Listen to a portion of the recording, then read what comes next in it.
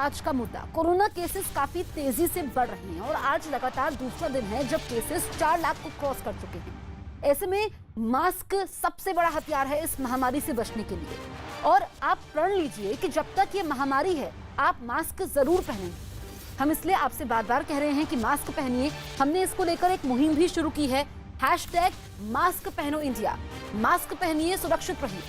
Corona काल में कालाबाजारी से लोग बाज नहीं आ रहे हैं। संकट के समय में मुनाफे के लिए लोग ऑक्सीजन सिलेंडर, दवाइयों की कालाबाजारी कर रहे हैं। हालांकि पुलिस ऐसे लोगों पर लगातार सख्ती भी कर रही है। इसके बावजूद कोरोना काल के गिद्ध बाज नहीं आ रहे हैं। बिहार में 2 जगहों पर दवाइयों की कालाबाजारी करते हुए लोग पकड़े गए हैं। तो आप देखिए ये 2 तस्वीरें, बिहार के भागलपुर की और दूसरी तस्वीर पटना की, जहां पर कालाबाजारी हो रही है। एक तरफ रेमडेसिविर इंजेक्शन की कालाबाजारी, दूसरी तरफ दवाइयों की कालाबाजारी। तो ये तस्वीरें देश के अलग अलग इलाकों से सामने आ रही है और इंसानों के भेष में ये गिद्ध हैं जो लोगों की मजबूरी का फायदा उठा रहे हैं और ऐसे मुश्किल वक्त में भी ये लोग मुनाफे की सोच रहे हैं।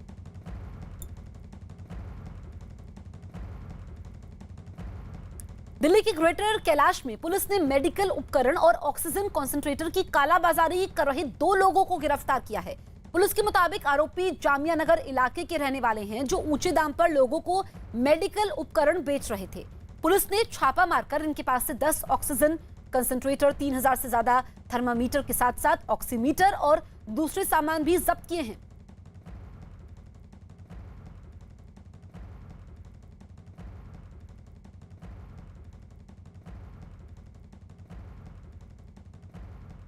हमारे साथ हमारे 2 सहयोगी लाइव मौजूद हैं। दिल्ली से अमित पांडे और मुंबई से आशीष सिंह। अमित, जो लोग दिल्ली में पकड़े गए हैं कालाबाजारी करते हुए, इनके खिलाफ क्या होगा, क्या एक्शन लिया जाएगा? देखिए, फिलहाल पुलिस ने इनको जो पकड़ा है, इनके ऊपर अवैध तरीके से मेडिकल उपकरण सप्लाई करने की धाराएं हैं। इसके अलावा ब्लैक मार्केटिंग की धाराएं, इसके अलावा जो फर्जी तरीके से टैक्स का बचाव करने की धाराएं, इनको ये धाराएं लगा के इनके ऊपर मुकदमा चलाया जाएगा। लेकिन ये भी उम्मीद की जा रही है कि जिस तरीके से कोरोना के इस दौर में इस तरीके का ये रैकेट चला रहे हैं तो और भी ज्यादा सख्त धाराएं दिल्ली पुलिस इनके ऊपर लगा सकती है और लगाएगी ही। और इनके ऊपर हम ये उम्मीद करेंगे जब कोर्ट में इनका ट्रायल चलेगा तो और भी ज्यादा सख्त धाराओं के तहत इन पर मुकदमा चलेगा, क्योंकि इतने भीषण काल में भी ये मुनाफा कमाने से बाज नहीं आ रहे हैं और अंततः भुगतना पड़ रहा है मरीजों को जिनको इन चीजों की आस है। ठीक है अमित, लौटेंगे आपके पास। वहीं दूसरी तरफ बिहार के भागलपुर में रेमडेसिविर इंजेक्शन की कालाबाजारी करने के आरोप में एक कंपाउंडर को गिरफ्तार किया गया है। जानकारी के मुताबिक आरोपी कोरोना से जान गंवा चुके मरीज के नाम पर रेमडेसिविर इंजेक्शन लेने अस्पताल पहुंचा था। बताया गया कि आरोपी अस्पताल से इंजेक्शन खरीद कर उसे ऊंचे दाम पर मरीजों के परिजनों को बेच रहा था, जिसकी शिकायत मिलने पर ड्रग इंस्पेक्टर ने कार्रवाई की। फिलहाल आरोपी से और किन लोगों की कनेक्शन है इसकी तफ्तीश भी चल रही है। हम लोग का जिला में जो रेमडेसिविर इंजेक्शन का स्टॉक पॉइंट मुकुट ट्रेडर्स है, वहाँ पर एक लड़का मतलब नकली बन करके कि हमारा पेशेंट है, पल्स हॉस्पिटल में एडमिट है, उसके नाम से हमको रेमडेसिविर इंजेक्शन चाहिए। और जिस पेशेंट का नाम बता रहा है उस पेशेंट का डेथ हो चुका है और उसके नाम पर ही गलत तरीके से लेना चाह रहा था। और इसकी सूचना हम लोग को लगी तो हम लोग तुरंत मुकुट ट्रेडर्स पहुँचे, उस लड़के से पूछताछ किए तो वो दलाल निकला है। उस पर हम लोग यहाँ कोतवाली थाना में FIR कर रहे हैं। दिल्ली के पास गुरुग्राम से एम्बुलेंस के लिए लाखों की वसूली का चौंकाने वाला मामला सामने आया। न्यूज 18 के धर्मवीर शर्मा की खबर है कि एक एम्बुलेंस चालक पर गुरुग्राम से पंजाब के लुधियाना तक जाने के लिए करीब 1.25 लाख रुपए वसूल करने का आरोप है। परिवार का दावा है कि शहर में बेड न मिलने की वजह से कोरोना मरीज को पंजाब के लुधियाना में इलाज के लिए ले जाना पड़ा, लेकिन इसके लिए किराए के नाम पर लाखों रुपए लिए गए। लिहाजा मामला जब सामने आया तो पुलिस ने तफ्तीश शुरू कर दी, लेकिन वहां की एम्बुलेंस यूनियन ने सफाई दी कि ये एम्बुलेंस उनके यहां की है ही नहीं। मैं हॉस्पिटल ले जाने के लिए भटक रहा था गुड़गांव में, कहीं कोई बेड मिल जाए पर नहीं मिल रहा था। तो इतने में मेरी वाइफ को कहीं से पता चला कि लुधियाना में एक बेड अवेलेबल है, तो उनको इमरजेंसी वहाँ ले जाना था। तो जैसे नंबर फॉरवर्ड होके आते हैं कि यहाँ एम्बुलेंस अवेलेबल है, तो हमने कॉल किया उन्होंने कहा कि एम्बुलेंस में आपको 1,20,000 देने पड़ेंगे। हमने कहा कि कुछ कम कर दीजिए। उन्होंने कुछ नहीं किया। उन्होंने कहा 1,20,000 देने पड़ेंगे। इवन वो यहाँ से चलने के लिए भी तैयार नहीं थे जब तक उन्हें पेमेंट ना दी जाए। आशीष, चाहे गुरुग्राम हो, भागलपुर हो या फिर नासिक हो, हर जगह से ऐसी तस्वीरें सामने आ रही हैं। तो जो महाराष्ट्र सरकार है, महाराष्ट्र सरकार ने क्या कैपिंग की है, क्या दाम तय किए गए हैं, चाहे फिर वो दवाइयों की हो, रेमडेसिविर इंजेक्शन हो, ऑक्सीमीटर हो, एम्बुलेंस का किराया हो? सबसे अहम बात इस पूरे मामले में अगर देखा जाए तो जितने भी एम्बुलेंस हैं उनके लिए सबसे पहले एक व्यवस्था की गई है कि वो अस्पताल को सेवाएं देंगे। और सबसे अहम बात ये कि पहले रेलवे प्लेटफॉर्म के पास एम्बुलेंस लगी रहा करती थी जो कि रेलवे के लिए इस्तेमाल होती थी, लेकिन उन एम्बुलेंस को भी अब हॉस्पिटल की और सरकारी सेवाओं के लिए यहाँ पर लगाया गया हुआ है। लिहाजा वो लोग भी जो है कहीं ना कहीं इसी का फ़ायदा उठाते हैं, क्योंकि अलग अलग संस्थाओं की तरफ से हायर किए गए होते हैं। लिहाजा वो भी मनचाही कीमत जो है वो मांग करते हैं। वो इसी तरह से टोसिस यूएमबी इंजेक्शन का मामला उभर कर सामने आया, जहाँ पे नासिक में 40,000 का इंजेक्शन 4 लाख में बेचा जा रहा था और टोसिस यूएमबी इंजेक्शन के साथ जो है आरोपियों को पकड़ा गया। महाराष्ट्र में रेमडेसिविर इंजेक्शंस की भी मारामारी है और कई जो है लोग ऐसे भी हैं जो गिद्ध कहे जाएं तो कम ना होगा, क्योंकि वो लोग इसके नाम पर लोगों के साथ लोगों से, मरीजों के परिवार वालों से मनचाही कीमत वसूलने में जुटे हुए हैं। और सबसे अहम बात ये कि कई इंजेक्शंस के ऐसे मामले भी उभर कर सामने आए जो पूरी तरह से फेक थे। लिहाजा इस तरह से जिस तरह की महामारी फैली हुई है, लोग मजबूर हैं। बिल्कुल आशीष, ऐसे में राज्य सरकारों के लिए चुनौती ज्यादा बढ़ गई है जो ये लोग कालाबाजारी कर रहे हैं। इस बीच बड़ी खबर आपको बता दें, सुप्रीम कोर्ट ने ऑक्सीजन सप्लाई के मुद्दे पर केंद्र सरकार को निर्देश दिया है कि हर हाल में दिल्ली को 700 मैट्रिक टन ऑक्सीजन सप्लाई करनी ही होगी। सुप्रीम कोर्ट ने कहा कि हमारा आदेश सिर्फ एक दिन के लिए नहीं था, बल्कि जब तक हम कोई दूसरा आदेश नहीं देते तब तक केंद्र सरकार को दिल्ली को 700 मैट्रिक टन ऑक्सीजन देनी ही होगी। जस्टिस डीवाई चंद्रचूड़ ने कहा कि केंद्र सरकार हमें कोई मुश्किल आदेश पारित करने के लिए मजबूर ना करे। सुप्रीम कोर्ट ने केंद्र के हलफनामे का जिक्र करते हुए इसमें इतनी शर्तें क्यों हैं ये भी कहा है। तो सुप्रीम कोर्ट ने केंद्र को निर्देश दिया है कि दिल्ली को रोज 700 मीट्रिक टन ऑक्सीजन दे और अगले आदेश तक ये रोज ऑक्सीजन देनी होगी जब तक कोर्ट कोई अगला आदेश पारित नहीं करती है। तो ये कोर्ट ने सख्त आदेश दिया है और सुप्रीम कोर्ट ने केंद्र के हलफनामे का जिक्र करते हुए ये भी कहा कि इसमें इतनी शर्तें क्यों हैं, क्योंकि इससे पहले आपको बता दें कि जब कोर्ट में सुनवाई चल रही थी तो केंद्र सरकार की तरफ से सॉलिसिटर जनरल तुषार मेहता ने कहा था कि हम तो दिल्ली को ऑक्सीजन दे रहे हैं, लेकिन हो सकता है कि जो वहां पर सरकार है वो ऑक्सीजन को अस्पतालों तक ना पहुंचाए। और इस बीच आज भी सुनवाई हुई तो ऐसे में कहा गया है कि दिल्ली को रोज 700 मीट्रिक टन ऑक्सीजन देनी होगी। एहतशाम हमारे सहयोगी फोन लाइन पर मौजूद है। एहतशाम, कल तो तुषार मेहता ने कहा था कि हम तो ऑक्सीजन दे रहे हैं, लेकिन हो सकता है कि अस्पतालों तक सरकार ना पहुंचा रही हो। उसके बाद भी आज ये सुप्रीम कोर्ट ने सख्त आदेश दिया है। बिल्कुल, हमने कल देखा कि किस तरह से राज्य और केंद्र सरकार के बीच में कल पूरी सुनवाई के दौरान आरोप प्रत्यारोप हुए। उसमें केंद्र सरकार ने लगातार ये कहा कि ऑक्सीजन की कोई कमी नहीं है और ऑक्सीजन पूरी तरह से दी जा रही है, लेकिन दिल्ली को शायद इतने ऑक्सीजन की जरूरत ना हो या फिर ये ठीक से मैनेज नहीं कर पा रहे हैं। इसके जवाब में आज जब सुबह इस मामले में कोर्ट की सुनवाई शुरू हुई तो दिल्ली सरकार के वकील ने कहा कि उन्हें सुबह 9 बजे तक बमुश्किल 100 मीट्रिक टन ऑक्सीजन ही मिल पाए हैं, वो भी कुछ ऑक्सीजन अभी रास्ते में ही है। तो इसको लेकर जस्टिस चंद्रचूड़ ने बड़ा सख्त रवैया अपनाया और ये कहा कि इससे पहले जो कोर्ट की अवमानना का मामला था उसमें कोर्ट ने केंद्र सरकार को बचाया है, अधिकारियों को जेल नहीं भेजा है, लेकिन इसका मतलब ये नहीं कि उनके आदेश को लाइटली लिया जाए। इसलिए केंद्र सरकार ये सुनिश्चित करे कि अगले आदेश तक रोजाना 700 मीट्रिक टन ऑक्सीजन दिल्ली को मिलना चाहिए। ठीक है एहतशाम। पटना के गांधी मैदान के पास एक निजी अस्पताल में दवाइयों की कालाबाजारी के आरोप में पुलिस और प्रशासन की टीम ने छापेमारी की। इस बीच अस्पताल के 2 कर्मचारियों को हिरासत में लिया गया। प्रशासन को इस बात की खबर मिली थी कि वहां तय कीमत से काफी ऊंचे दाम पर दवाइयां बेची जा रही थी। इसके साथ ही अस्पताल में मौजूद दवाइयों की ऑडिट भी करवाई जा रही है ताकि सच्चाई सामने आ सके। तो पटना में अस्पताल में ही दवाइयों के अंदर कालाबाजारी हो रही है, ये स्थिति है और अब इस चुनौती से निपटना सरकारों के लिए बड़ी चुनौती है। ऐसा मतलब कि ऐसा सोचने मिली कि कुछ जो इंजेक्शन है ब्लैक मार्केट से कुछ हॉस्पिटल्स है, हम लोग उसी जांच में उस चीज़ का वेरिफिकेशन के लिए यहाँ आ गए हैं। अभी हमारे ड्रग इंस्पेक्टर का भी पूरा वो जांच कर रहे हैं अंदर, क्या कितने इंजेक्शन अलॉट हुए हैं, गवर्नमेंट की तरफ से कितना अलॉट किया गया है और कितने पेशेंट को मिले हैं, क्या वो सारे पेशेंट को दिए गए हैं या कहीं किसी बैकडोर से कहीं चले गए हैं, ये सारे हम लोग भी जाँच कर रहे हैं। कौन अस्पताल?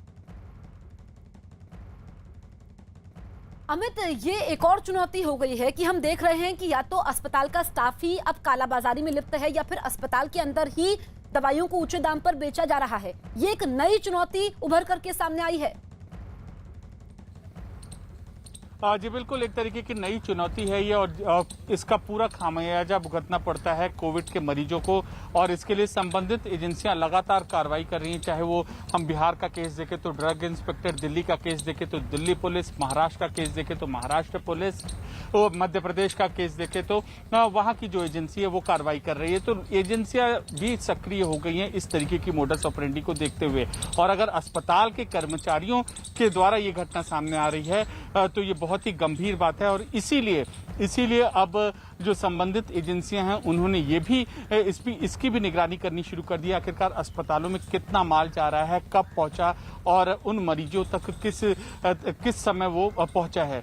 तो एक तरीके का नया ये मोडस ऑपरेंडी है और उम्मीद कर रही हैं एजेंसियां कि अगर कार्रवाई, इनकी छापेमारी की कार्रवाई और ट्रैकिंग की कार्रवाई लगातार जारी रही तो इस पर भी वो अंकुश लगाने में काफी हद तक ये कामयाब होंगी। बिल्कुल आशीष, जो तस्वीरें बिहार से सामने आई है तो क्या मुंबई में अस्पतालों में दवाइयों का ऑडिट हो रहा है?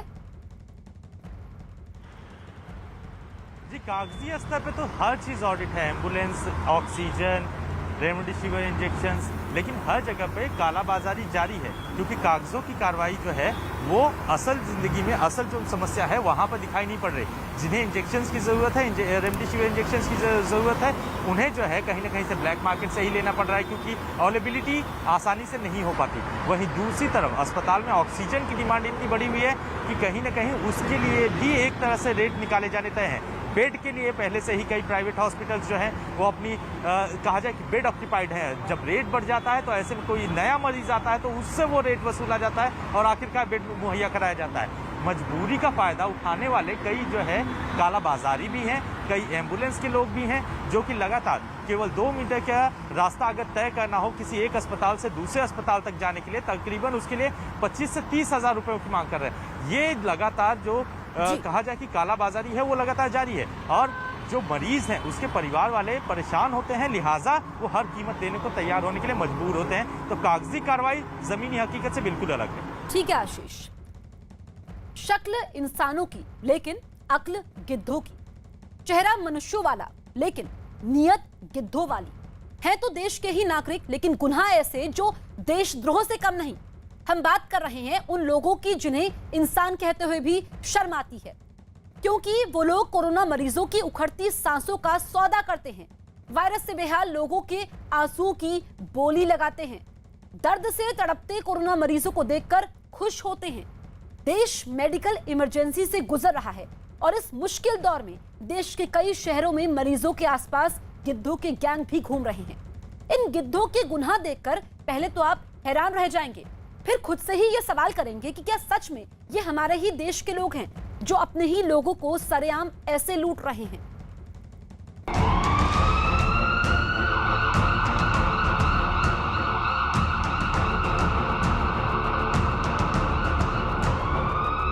कितने?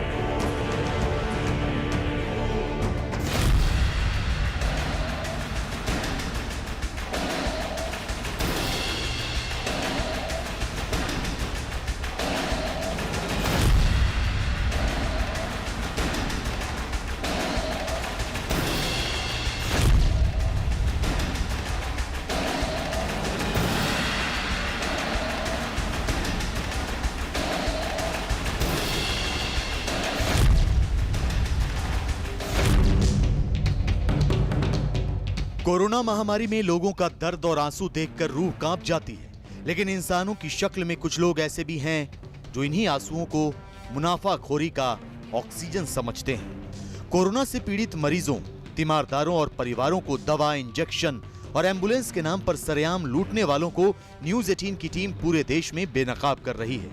ऐसे गिद्धों के लिए पीड़ितों ने दुनिया की सबसे सख्त सजा की मांग की है। न्यूज़ 18 ऐसे लोगों का सच आपको दिखाता रहेगा। कोरोना की मेडिकल इमरजेंसी के दौरान कालाबाजारी करने वाले मुनाफाखोरों का पर्दाफाश करने में अपनी अहम भूमिका निभाता रहेगा। आज आपको मुनाफाखोरी और कालाबाजारी करने वाले अलग अलग शहरों में मौजूद गिद्धों के चेहरे दिखाते हैं। यूपी के लखीमपुर खीरी में कोरोना के एक मरीज को गाजियाबाद के हॉस्पिटल में भर्ती करवाया गया था। सदर कोतवाली इलाके में रहने वाले पीड़ित परिवार ने एम्बुलेंस वालों से बात की। कोई गाजियाबाद चलने को राजी नहीं हुआ क्योंकि एम्बुलेंस वालों ने बताया कि उनके पास ऑक्सीजन नहीं है। लेकिन जब परिवार वालों ने कहा कि ऑक्सीजन का इंतजाम उन्होंने कर लिया है, तो एक एम्बुलेंस वाले ने दूसरे एम्बुलेंस चालक को मोबाइल फोन से कॉल किया।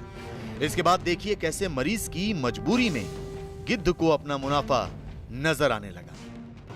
कि भैया लोग यहीं पे गाड़ी खड़े अपनी है, ऑक्सीजन इनकी है, ठीक है, जाना छोड़ने हैं, बताओ इनको खर्चा पानी अगर तुम भेजो अपनी, वरना तो फिर कई लोगों से बात कर चुके हैं यहाँ पे। हाँ बताओ, पूछ के बताइए। हैंड फ्री है फोन, जो कुछ बताना है बताओ। हाँ उनके पास जितनी है वो अपना लगाएंगे, हम लोगों के पास किसी के पास है ही नहीं। इतनी है वहाँ तक पहुँच जाएगी। फुल है इनके पास, फुल जम्बू है यार। 8-9 घंटे तो चलबे करेगी। देखिए 8-9 घंटा हाँ गाजियाबाद फोर्टिस हॉस्पिटल भैया, फोर्टिस हॉस्पिटल गाजियाबाद का, फोर्टिस हॉस्पिटल। पैसे बताओ भैया। 35,000 रुपये लगेगा। कितने? 35,000 35 रुपये। की 35? 33,000 यार। 33,000 बिना सिलेंडर बहुत ज्यादा बता रहे हो यार। यकीन कर पाएंगे आप, लखीमपुर खीरी से गाजियाबाद तक बिना सिलेंडर वाली एम्बुलेंस का किराया 33,000 रुपए, यानी 1 किलोमीटर का किराया करीब 76 रुपए। कोरोना मरीज की उखड़ती सांसों में काली कमाई तलाशता एम्बुलेंस वाला 430 किलोमीटर के लिए 33,000 रुपए की मांग को बिल्कुल जायज ठहराने लगा। पीड़ित परिवार ने एक बार फिर उससे गुहार लगाई। इस बार उसका जवाब पहले से ज्यादा चौंकाने वाला था।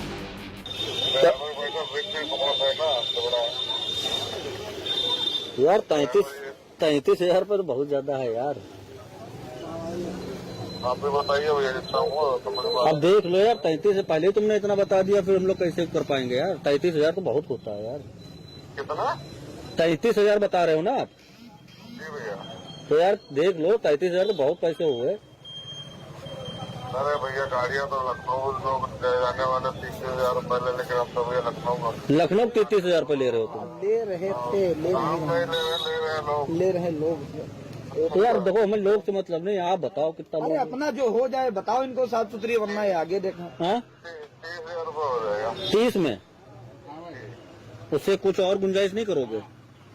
तो बिल्कुल सही जाए, बता दिया। नहीं, इससे मतलब हो पाएगी नहीं हो पाएगी, क्योंकि हमको अर्जेंट चाहिए भैया। तुरंत भैया सही बता दिया पैसे आपको। मतलब इससे कम में नहीं हो पाएगा? चलो हम देखते हैं, बात करते हैं। जैसा होगा हम बता देंगे भैया, ठीक? हम कह रहे हैं जैसा होता है, 1-2 लोगों से और पूछ ले, अगर कोई कम में करेगा तो हम उसको ले जाएंगे, है ना? ठीक है भैया। क्या भैया नाम क्या है आपका? गिद्ध बनकर कोरोना मरीजों की मेडिकल इमरजेंसी का फायदा उठाने वाले मुनाफाखोर एम्बुलेंस ड्राइवर ने अपना नाम नहीं बताया, लेकिन वो ये दावा करने लगा कि कुछ दिनों पहले तक लखनऊ में ही मरीज को लाने ले जाने का 30,000 रुपए ले रहे थे। खैर, कोरोना काल का गिद्ध इतना शातिर था कि वो 30,000 रुपए इतनी आसानी से नहीं जाने देना चाहता था। इसीलिए उसने एक दांव और लगाया। देखिए, एम्बुलेंस वाले मुनाफाखोर गिद्ध ने इस बार लखीमपुर खीरी से गाजियाबाद जाने के लिए कितने रुपए मांगे। 28,000 रुपये दे देना, ठीक है? अच्छा, चलो ठीक, ठीक। 435 किलोमीटर गाजियाबाद लाल कुआं से 5 किलोमीटर आगे। 27,500 बता रहे हैं, बोलेरो है उनकी। 2800 बता रहा है। ऑक्सीजन मिलेगी। लखीमपुर खीरी के पीड़ित परिवार ने 28 से 30 हजार रुपए मांग रहे एम्बुलेंस वाले को खारिज कर दिया, लेकिन उसकी पूरी बातचीत का ऑडियो स्टिंग कर लिया। कोरोना महामारी में वायरस के साथ साथ ऐसे मुनाफाखोरों ने लोगों की एक एक सांस को और भी मुश्किल बना दिया है। देश के कई शहरों में कोरोना काल के गिद्ध अलग अलग रूप में सामने आ रहे हैं। कोरोना काल के गिद्धों की मुनाफाखोरी देशद्रोह की हद तक पहुंच चुकी है। अपने ही देश के लोगों को लूटने वाले एक ऐसे ही एम्बुलेंस चालक का हैरान करने वाला सच सामने आया है। गुरुग्राम पुलिस के मुताबिक एक एम्बुलेंस चालक ने कोरोना मरीज को गुरुग्राम से लुधियाना तक ले जाने के लिए 1,20,000 रुपए वसूले। एम्बुलेंस चालक ने लुधियाना तक बुकिंग ली, कोरोना मरीज को लुधियाना छोड़ा, गुरुग्राम से लुधियाना के लिए 1,20,000 रुपए लिए, 360 किलोमीटर के लिए 1,20,000 रुपए वसूले। कोरोना मरीज के परिवार ने पुलिस से शिकायत की। एम्बुलेंस का किराया हवाई जहाज से भी ज्यादा। गुरुग्राम पुलिस एम्बुलेंस चालक की बेहिसाब वसूली के मामले की जांच कर रही है। वहीं गुरुग्राम की एम्बुलेंस यूनियन का दावा है कि जो एम्बुलेंस मरीज को लुधियाना लेकर गई थी वो यहाँ की नहीं थी। लेकिन सवाल यह है कि क्या वो एम्बुलेंस वाला इस देश का नहीं था? क्या उस एम्बुलेंस चालक के पास दुनिया की सबसे हाईटेक एम्बुलेंस है? क्या उस एम्बुलेंस के चालक को यह नहीं मालूम कि 350 किलोमीटर का किराया ज्यादा से ज्यादा कितना हो सकता है? खैर, कोरोना काल में पीड़ितों को इस कदर लूटने वालों को ही देशद्रोही गिद्ध कहा जा रहा है। गुरुग्राम में ऑक्सीजन सिलेंडर की किल्लत है। अस्पतालों और जरूरतमंद मरीजों को ऑक्सीजन नहीं मिल पा रहा है, लेकिन कुछ लोग बेखौफ होकर प्राणवायु की कालाबाजारी कर रहे हैं। गुरुग्राम ड्रग कंट्रोलर विभाग और पुलिस ने एक एक सांस के लिए संघर्ष कर रहे कोरोना मरीजों की जरूरत वाली ऑक्सीजन की कालाबाजारी करने वाले रैकेट का भंडाफोड़ किया है। महाराष्ट्र से ट्रक में सैकड़ों ऑक्सीजन सिलेंडर भरकर गुरुग्राम लाए गए थे। गुरुग्राम के बादशाह थाने की पुलिस के मुताबिक एक सिलेंडर की कीमत 12,000 रुपए के आसपास है, लेकिन उसे 34,000 रुपए में बेचा जा रहा था, यानी 3 सिलेंडर के दाम वसूल कर 1 सिलेंडर दिया जा रहा था। मुनाफाखोरों ने पुलिस को बताया कि कालाबाजारी में शामिल 3 गिद्धों ने सिर्फ 2 घंटे में 250 से ज्यादा ऑक्सीजन सिलेंडर बेच दिए। पुलिस के मुताबिक इनके पास ऑक्सीजन सिलेंडर का लाइसेंस भी नहीं था। कोरोना मरीजों से बेहिसाब वसूली के अलावा मेडिकल उपकरण के नाम पर उनसे धोखाधड़ी करने वाले गिद्ध भी कम नहीं हैं। दिल्ली में ऑक्सीजन सिलेंडर की कमी हुई तो कुछ गिद्धों ने अपने शातिर दिमाग से धोखाधड़ी की नई साजिश बनाई। आपकी टीवी स्क्रीन पर जो ऑक्सीजन सिलेंडर नजर आ रहे हैं, दरअसल ये फायर एक्सटिंग्विशर है, यानी आग बुझाने के काम आने वाले सिलेंडर। लेकिन मुनाफाखोर और कालाबाजारी करने वाले शातिर गिद्धों ने इनका लाल पेंट हटाकर काला पेंट कर दिया ताकि ये ऑक्सीजन सिलेंडर की तरह दिखने लगे। उसके बाद इनमें ऑक्सीजन भरकर इकट्ठा कर रहे थे। दिल्ली के अलीपुर इलाके में चल रहे कोरोना काल के गिद्धों की इस साजिश के बारे में पुलिस को खबर मिली। छापा मारा तो मालूम हुआ कि 532 फायर एक्सटिंग्विशर को ऑक्सीजन सिलेंडर बनाकर बेचने की तैयारी थी। पुलिस के मुताबिक 4.5 लीटर के सिलेंडर को ये मुनाफाखोर गिद्ध 13,000 रुपए में बेच रहे थे। पुलिस ने रवि शर्मा, मोहम्मद अब्दुल और शंभू शाह को गिरफ्तार कर लिया है। कोरोना मरीजों की जरूरत से जुड़ी हर चीज की कालाबाजारी और मुनाफाखोरी होने लगे तो इसे आप क्या कहेंगे? साउथ दिल्ली के लोधी कॉलोनी इलाके में बार से ऑक्सीजन कंसंट्रेटर की कालाबाजारी का पर्दाफाश हुआ। पुलिस के मुताबिक लोधी कॉलोनी सेंट्रल मार्केट में दुकान नंबर 9 और 10 नवनीत कालरा की, उसी के रेस्टोरेंट एंड बार में 419 ऑक्सीजन कंसंट्रेटर की जमाखोरी की गई थी। मोबाइल फोन के जरिए जरूरतमंदों से संपर्क करके इनकी कालाबाजारी हो रही थी। एक एक ऑक्सीजन कंसंट्रेटर के लिए 70,000 रुपए वसूले जा रहे थे, जबकि पोर्टेबल कंसंट्रेटर सिर्फ 40 से 45,000 रुपए में मिलता है। पुलिस ने मुख्य आरोपी गौरव सूरी, सतीश सेठी, विक्रांत और हितेश को गिरफ्तार कर लिया है। इनके पास से 100 प्राइस स्टिकर भी बरामद किए गए, यानी कालाबाजारी करने के लिए मनमाना रेट स्टिकर लगाकर ये गिद्ध मुनाफाखोरी करते थे। कोरोना ने सारे देश को बेहाल कर रखा है, लेकिन इंसान होकर भी ये लोग न जाने किस मिट्टी के बने हैं कि परेशान लोगों की मदद करने के बजाय गिद्ध बनकर उन्हें दिन रात लूट रहे हैं।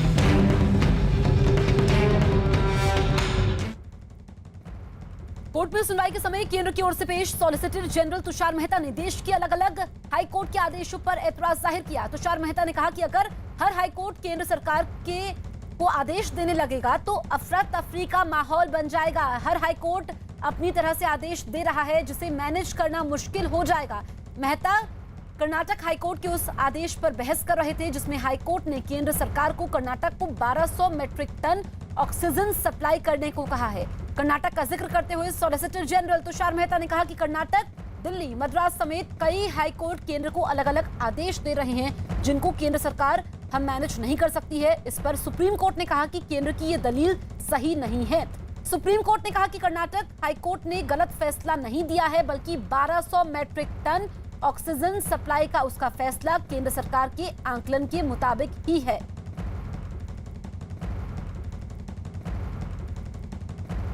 हमारे सहयोगी एहतेशाम फोन लाइन पर मौजूद हैं। एहतेशाम, जो सुनवाई हुई है और इस पर केंद्र सरकार सख्त है ऑक्सीजन सप्लाई के मुद्दे पर और कड़ा रुख अपना रही है सुप्रीम कोर्ट।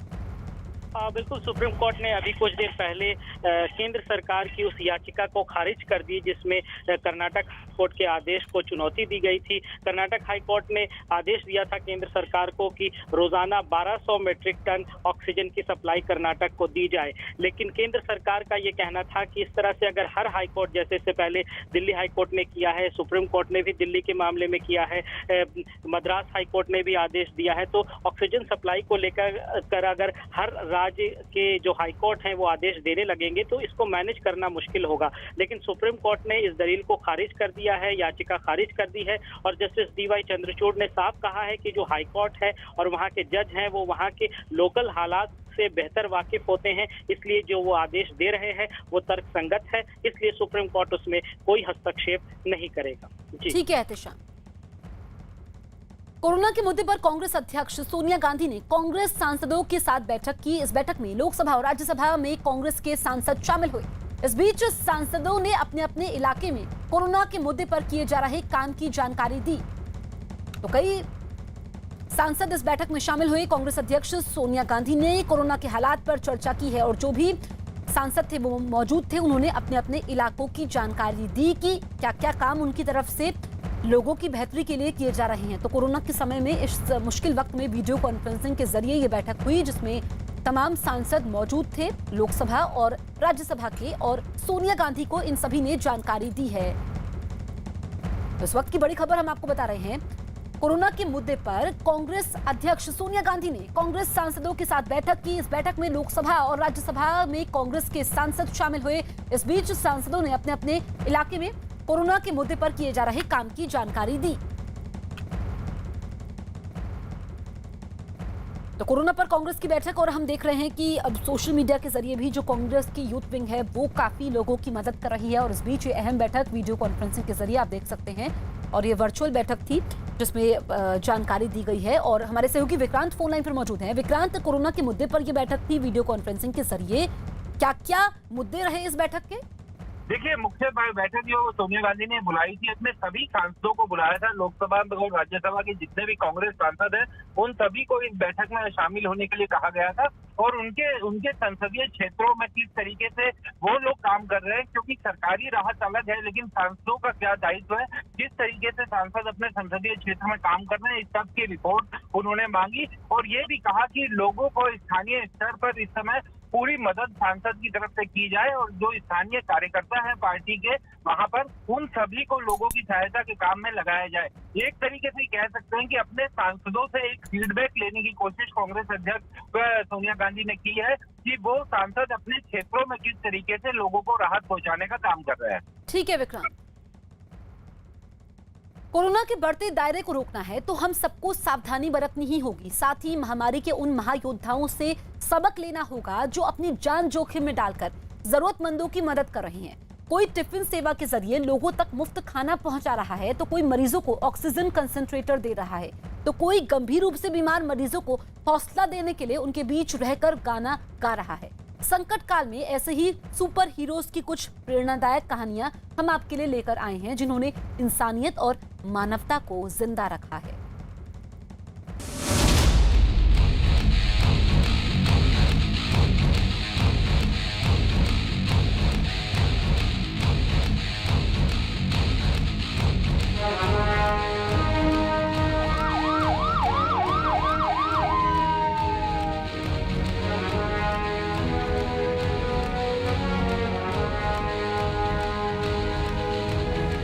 कोरोना से जंग पूरा देश लड़ रहा है। लोग अपनों की सांसें बचाने की हर मुमकिन कोशिश कर रहे हैं। सरकार से लेकर प्रशासन सारे संसाधन, सारी ताकत झोंक चुकी है। लेकिन कुछ ऐसे लोग भी हैं जो इस संकट काल में फरिश्ते बनकर आए हैं, जो बिना किसी फायदे के जरूरतमंदों की मदद कर रहे हैं, जो बिना किसी स्वार्थ के कोरोना से जूझते मरीजों की जिंदगी बचाने के लिए दिन रात मेहनत कर रहे हैं। आज हम आपको महामारी के ऐसे ही महायोद्धाओं से मिलवाएंगे।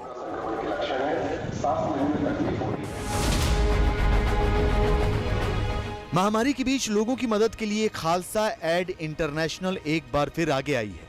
इस समाज सेवी संस्था ने जम्मू के नानक नगर में जरूरतमंदों के लिए ऑक्सीजन कंसंट्रेटर सेवा शुरू की है। ये संस्था लोगों के घरों तक ऑक्सीजन पहुंचाने का काम कर रही है। जम्मू में भी ऑक्सीजन की काफ़ी परेशानी हो रही है। लोगों में कुछ केओस भी हो रहा था, पैनिक भी हो रहा था। तो उसके चलते हमने पिछले हफ्ते से कुछ सिलेंडर ऑक्सीजन के परचेज़ करके हमने लोगों के बीच में बांटने शुरू किए। कोशिश ये रहेगी कि जितने भी ज़रूरतमंद लोग हैं जिनका इनसे भला हो सकता है, तो हम ज़रूर आज शाम से ही इस काम में लगे हैं।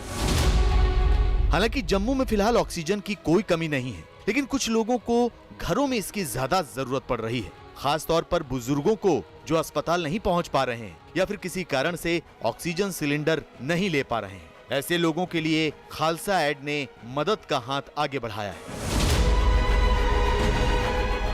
ये है ऑक्सीजन ऑन व्हील्स, जो इस वक्त कोरोना संक्रमितों के लिए संजीवनी का काम कर रही है। इमरजेंसी में लोगों के घर तक ऑक्सीजन पहुंचा रही है। कोविड संक्रमित मरीजों के लिए ऑक्सीजन कंसंट्रेटर की निःशुल्क घर पहुंच सेवा आपके लिए। कोरोना के संकट काल में होम आइसोलेशन में अगर किसी मरीज को ऑक्सीजन की जरूरत पड़ती है, तब ऑक्सीजन ऑन व्हील्स के डॉक्टर, टेक्नीशियन और नर्सिंग स्टाफ मरीजों के घर निःशुल्क सेवा देने तुरंत पहुंच जाते हैं।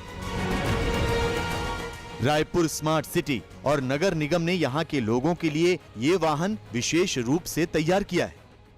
जैसे ही आप देखोगे कि मरीज आने कम हुए, जैसे ही थोड़ा सा रायपुर स्टेब्लिश हुआ, तब फिर हमें लगा कि लोग जो होम क्वारंटाइन में हैं, जो लोग घर में स्वास्थ्य लाभ ले रहे हैं, मगर कहीं ना कहीं आप देखना कि उनको भी सांस लेने में कई लोग प्रॉब्लम हो जा रहे हैं, डर जा रहे हैं।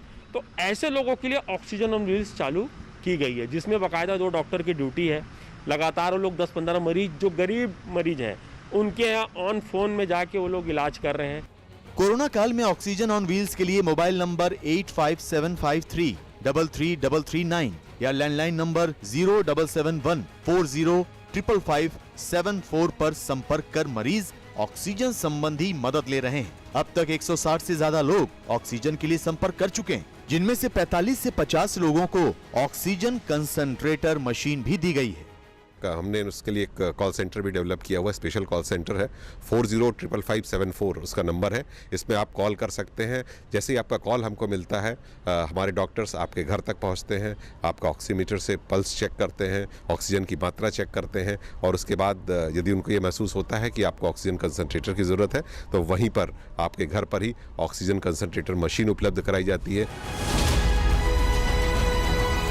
कोरोना काल में जितनी जरूरत ऑक्सीजन और दवाइयों की पड़ रही है, उतनी ही जरूरत उन लोगों तक खाना पहुंचाने की भी पड़ रही है जो होम आइसोलेशन में। ऐसे ही जरूरतमंदों की मदद के लिए कानपुर में लोगों के एक समूह ने टिफिन सेवा शुरू की है। कई लोग मिलकर खाना तैयार करते हैं, साफ सफाई का ध्यान रखते हुए खाना पैक करते हैं और फिर उन लोगों तक पहुंचाते हैं जो बीमार हैं और घरों में कैद रहने को मजबूर। अपने घरों पे कोविड पेशेंट हैं या उनके फैमिली वाले हैं जो आइसोलेशन में पड़े हैं या क्वारंटीन हैं, तो मालूम पड़ा उनके घरों में खाना बनाने की बड़ी दिक्कत हो रही है। तो उनके घर पे हम लोग अपने शुद्ध बिल्कुल खाना घर का सा बनवा करके उनके घर पे डिलीवरी भी दे रहे हैं। उसका कोई चार्ज नहीं लेंगे। कोरोना के मरीजों को दवाई और दुआ के साथ ठीक होने के लिए हौसला भी चाहिए। लिहाजा अहमदाबाद के SVP अस्पताल के डॉक्टर इन मरीजों की हौसला अफजाई के लिए PPE किट पहनकर गाना गाते हैं, गिटार बजाते हैं, लोगों का दिल बहलाते हैं और कोरोना के तनाव को दूर करने की कोशिश करते हैं।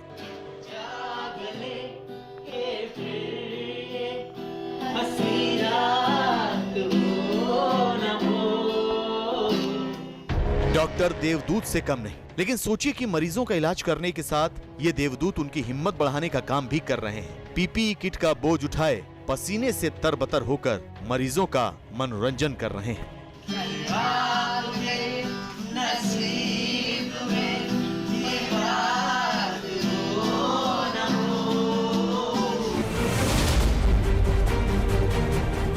ये वीडियो उत्तराखंड के अल्मोड़ा का है। यहाँ कोरोना के खौफ की वजह से बेहोश बुजुर्ग की मदद को कोई सामने नहीं आया, तो पुलिस कर्मियों ने तुरंत पीपीई किट पहनी और बुजुर्ग को कंधे पर लादकर चौखुटिया अस्पताल पहुंचे।